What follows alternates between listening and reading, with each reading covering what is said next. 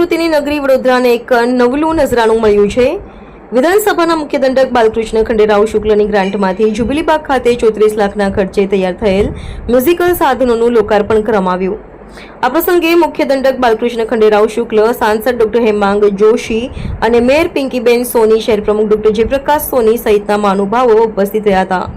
વડોદરા મનપા દ્વારા જુબિલીબાગ ખાતે પશ્ચિમી વાદ્યોનું ઇન્સ્ટોલેશન કરવામાં આવ્યું, જેનું લોકાર્પણ કરવામાં આવ્યું। વડોદરાના નગરજનો માટે શરૂ કરવામાં આવેલ મ્યુઝિકલ ગાર્ડનમાં કેઝો, ડ્રમ, ઝાયલો, રેમ્બો, સાંબા, હાર્મોની, બિલ સહિતના સંગીતના સાધનો બેસાડવામાં આવ્યા છે, જેને વગાડવા માટેની તાલીમ પણ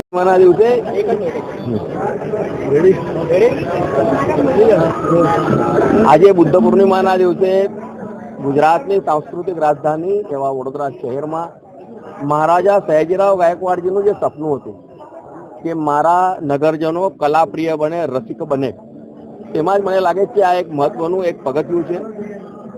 ધારાસભ્યશ્રીના ગ્રાન્ટમાંથી જ્યારે આ એક એવા ઇન્સ્ટ્રુમેન્ટ મંગાવવામાં આવ્યા છે કે આખા દેશમાં સૌ પ્રથમ વખત કોઈ બગીચામાં આ પ્રકારના ઇન્સ્ટ્રુમેન્ટ લાગેલા છે।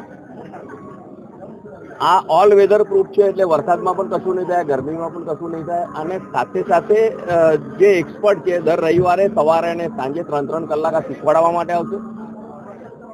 આ સાધનો અહીં લગાડવા માટે થઈને કોર્પોરેશનના મેયરશ્રી અને તેઓની ટીમ અને સાથે સાથે મ્યુનિસિપલ કમિશનર છે અને તેમના પદાધિકારીઓ જે જહેમત ઉઠાઈ છે તે બદલ તેમનો ખૂબ આભાર માનું છું। અને સાથે સાથે આપના માધ્યમથી તમામ નગરજનોને વિનંતી કરું છું કે આ પ્રકારના જ્યારે એક નવલું નજરાનું વડોદરા ખાતે આવ્યું છે ત્યારે આપણે આપણા કુટુંબીજનો સાથે આવીને, બાળકો સાથે આવીને આનો ઉપયોગ કરવો જોઈએ અને એનો આનંદ લેવો જોઈએ।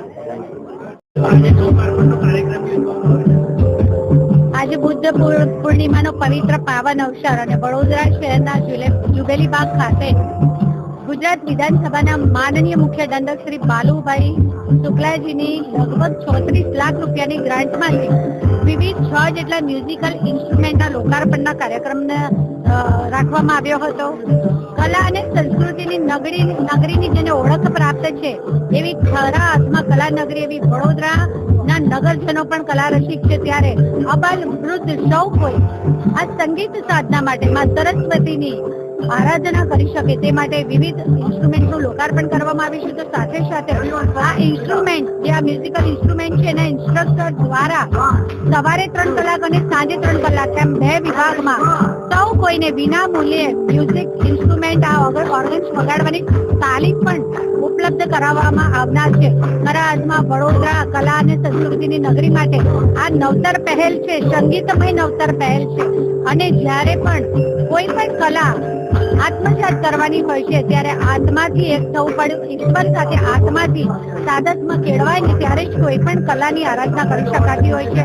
હું વડોદરા શહેરના સૌ નગરજનોને ખૂબ ખૂબ અભિનંદન પાઠવું છું માં સરસ્વતીની કલા માટે, માં સરસ્વતીની ભક્તિ અને આરાધના માટેનું આ પ્રયોજન કરવામાં આવ્યું છે, જેમાં સૌ સાથે મળી અને અબાલ વૃદ્ધ સૌ કોઈ સંગીતની તાલીમ મેળવી શકે અને સંગીત દ્વારા હિલિંગ પણ મળતું હોય છે।